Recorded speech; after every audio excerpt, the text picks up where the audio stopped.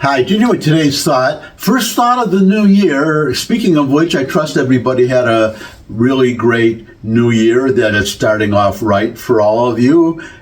Well, so far so good. It's only the 2nd of January, but so far so good.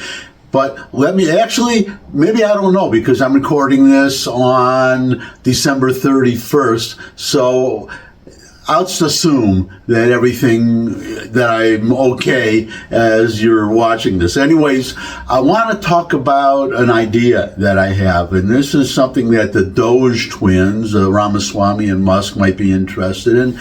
They're they're looking for ways to cut spending, and here is one idea. So this is good for us, but it's also good. Well, it's good for us in a lot of ways, because we are having the same problem with the Houthis that the rest of the world is, including Israel. But all the shipping going through the Red Sea, ships are being diverted around the Red Sea, and that is making shipping more expensive, raising the prices of everything, plus damage to ships that have been hit, and then the cost of each missile that we've used to shoot down one of their missiles, but especially the Israelis, because they're being hit directly. Houthi missile fell on Tel Aviv, I think more than one by now, but the Israelis managed to intercept most of them, but not all of them. The Israelis now have been attacking the Houthis, and they've been increasing the severity of the attacks. I expect Israel to eventually triumph, just as they have over Hamas and Hezbollah, and as they are over, they've pretty much put Iran in a box. Iran is not firing missiles. The Houthis are, but Iran is not firing missiles at Israel as I'm recording this. And because they've been attacked by the Israelis, they don't want to be attacked again, which actually is another idea that just occurred to me, that the Israelis don't just attack the Houthis, attack Iran. Iran is responsible. Now, Iran is, they supply the Houthis. I read somewhere that the Houthis consider themselves independent anyhow, and they might not follow an order from Iran to stop firing missiles at Israel or anybody else. But on the other hand, Iran supplies the missiles, so they could not, they could just stop, supplying the missiles.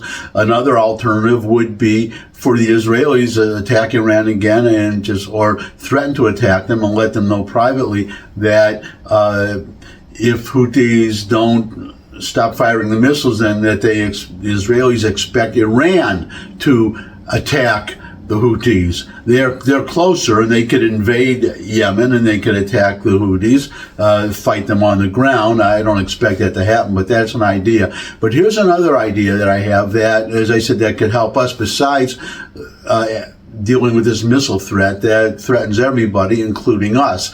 But the problem that the Israelis have with the Houthis, and Iran too, so that helps with Iran too, is the distance from Israel to these other countries. So Israel, they have to fly, they have to refuel in the air, and it's very complicated.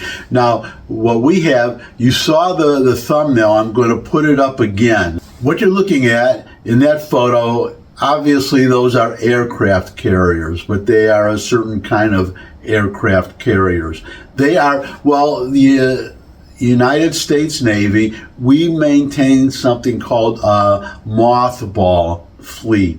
And a mothball fleet is, you may wonder, it's when aircraft carriers and destroyers and other ships, warships, they become obsolete. What do we do with them? If you think there's any, you may think that they're being dismantled and turned into scrap metal and being sold off. I mean, these things are enormous, and that would actually not be a bad idea. There actually are, I feel sorry for them in a way, but in India, there are people actually who make a living, very poor, very, very poor. I mean, barely have the clothes on their back. A lot of them injured and killed, but they turn ships into scrap metal with hammers and chisels. I mean, they physically take giant ships and they just, it's just backbreaking, grueling, health-threatening work. I really feel sorry for them and a lot of other jobs in third world countries.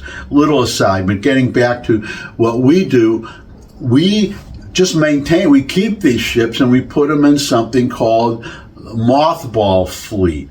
We put the ships in mothballs, so to speak, and we have certain areas around the country, such as the one you saw in that photo, where we are keeping these old ships, including aircraft carriers. So my idea is, number one, give them to the Israelis. Number one, for us, we no longer would have to pay for maintaining these ships, because we do. We don't just let them rot. They're costing us money to keep these ships that we no longer use. They're obsolete for us. But for the Israelis, they could be good as launching pads to launch attacks, and we could teach the Israelis. Obviously, they use the same F-35. They use our military jets, so we can train them to land on aircraft carriers. But for them, they would just be simple transports. They could put their Iron Dome and their other anti-missile technology on these aircraft carriers, and then they would be able to have a whole fleet of ships, of aircraft on one or more of these aircraft carriers that they could sail to be closer to Iran or closer to the Houthis and be much more able to attack. I could also see having landing craft, if we have any, to order or to even using an aircraft carrier as a launching point to send soldiers in, Israeli soldiers. They could go in, and also helicopters, Apache helicopters, shorter range aircraft. But you get where I'm going with this. It just would seem, I wish you could get a message to the Doge boys or to the government or to, well, you know how it is. I write to my senators every so often, but it just goes into, it's like a contact form or something goes in there. Who knows if they get read, and it's one of many.